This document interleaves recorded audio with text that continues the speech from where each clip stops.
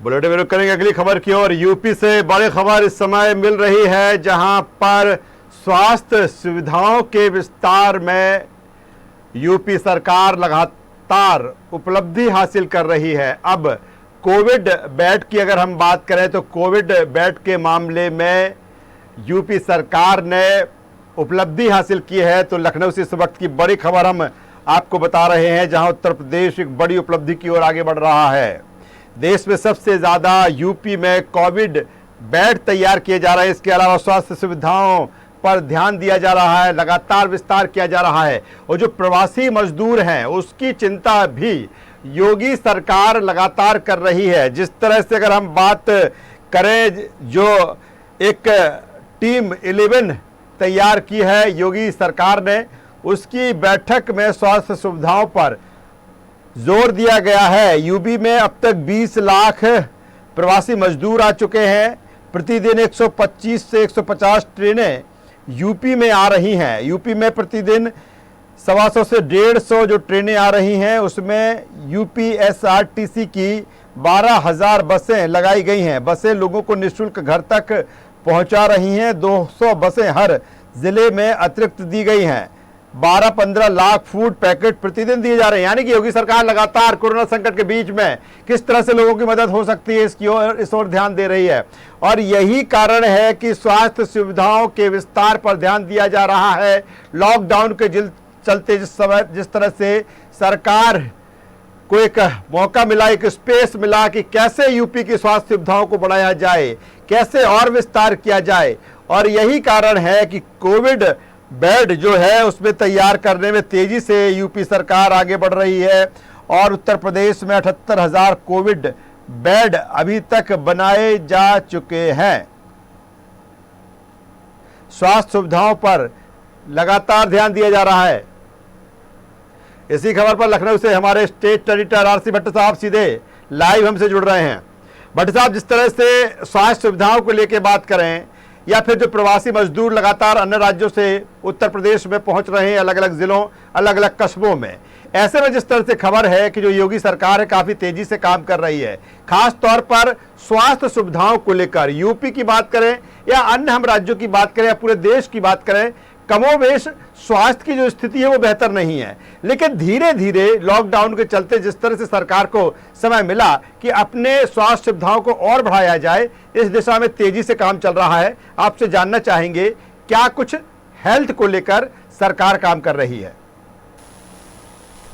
राजेश, केंद्र सरकार और राज्य सरकार दोनों लगातार इस सेक्टर में काम कर रही है, क्योंकि जिस तरह से जब 25 तारीख को लॉकडाउन हुआ, यानी कि 25 मार्च को, तो उसके बाद से सरकारों को लगने लगा कि जो हेल्थ में जो इंफ्रास्ट्रक्चर उनके पास है वो इस बीमारी से लड़ने के लिए नाकाफी है।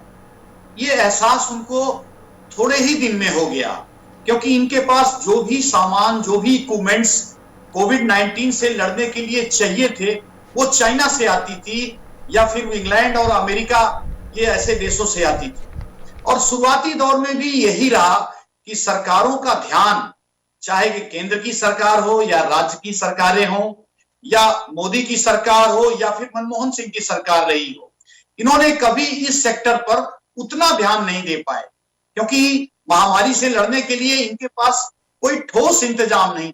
लेकिन जैसे ही कहीं न कहीं जो 25 तारीख को लॉकडाउन होता है, उसके बाद धीरे धीरे मरीजों की संख्या में इजाफा होने लगता है, तो बेड की आवश्यकता पड़ेगी, वेंटिलेटर की आवश्यकता, PPE kit, N95 mask, oxygen pipeline, oxygen cylinder, ये बेहद अहम चीजें हैं।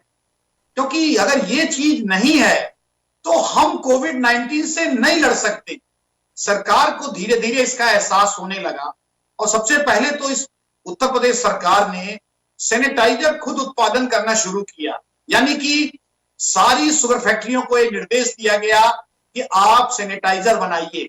आज उत्तर प्रदेश की जितनी भी चीनी मिलें हैं वो अलग से सैनिटाइजर बना रही हैं। यानी कि उत्तर प्रदेश में इतना पर्याप्त मात्रा में सैनिटाइजर है कि वो दूसरे राज्यों को उसको दे सकते हैं। इसी तरह से उत्तर प्रदेश में नोएडा इंडस्ट्री का एक बड़ा हब है यूपी का, वहां भी तमाम जो कंपनियां थी उनको कहा गया कि आप पीपीई किट का निर्माण करें। अभी कुछ दिन पहले प्रधानमंत्री ने सीधे तौर पर जब देश को संबोधित कर रहे थे तो उन्होंने सीधे तौर पर बताया था कि पूरे देश में 2 लाख पीपीई किट हर रोज बन रहे हैं। यह एक बड़ा टास्क था और उनको भी लगने लगा कि बिना पीपीई किट के हमारे जो डॉक्टर हैं, मेडिकल स्टाफ हैं या फिर हमारे जो सफाई कर्मी हैं वो प्रोटेक्ट नहीं हो पाएंगे, सुरक्षित नहीं हो पाएंगे और वो भी इस बीमारी के शिकार होंगे। वेंटिलेटर का निर्माण आज हो रहा है उत्तर प्रदेश में, यानी कि अगर हम देखें तो तकरीबन 40,000 से ऊपर वेंटिलेटर उत्तर प्रदेश में बनाए जा रहे हैं और अगुआ एक कंपनी जो है वो मारुति सुजुकी के साथ उसका कोलैबोरेशन है और उसके साथ वेंटिलेटर बनाए जा रहे हैं। इसी तरह N95 मास्क जो लाखों की तादाद में बन रहे हैं। तो ये तमाम चीजों को लेकर जब हमारा देश आत्मनिर्भर होने लगा तो उससे राज्यों को बड़ी मदद मिलने लगी और आज जिस तरह से योगी आदित्यनाथ ने टीम 11 के साथ बैठक करके उन्होंने उत्तर प्रदेश में जो बढ़ते हुए कोविड-19 के मरीज हैं उनसे कैसे फाइट किया जाए उसको लेकर जो है आज उन्होंने बड़ी बैठक की है और उस बैठक में सीधे तौर पर ये निर्देश दिए हैं कि जो 78,000 बेड अभी बने हैं उसको इसी माह में किसी भी हालत में 1 लाख कर दिया है। यानी कि प्रवासी मजदूरों के आने से जिस तरह से इन्फेक्शन फैला है और उसको लेकर उनको लगता है कि कहीं ना कहीं अगर 1 लाख बेड नहीं बनाएंगे तो फिर हमें इलाज करने में असुविधा होगी। चलिए भट्ट साहब, बहुत शुक्रिया इस तमाम जानकारी के लिए। तो निश्चित तौर पर जो यूपी सरकार है स्वास्थ्य को लेकर बेहतर काम कर रही है। भट्ट साहब जिस तरह से हमारे स्टेट एडिटर बता रहे थे कि तमाम सारे इक्विपमेंट्स हेल्थ को लेकर योगी सरकार तैयार कर रही है, वहीं प्रवासी मजदूरों को लेकर सरकार गंभीर है।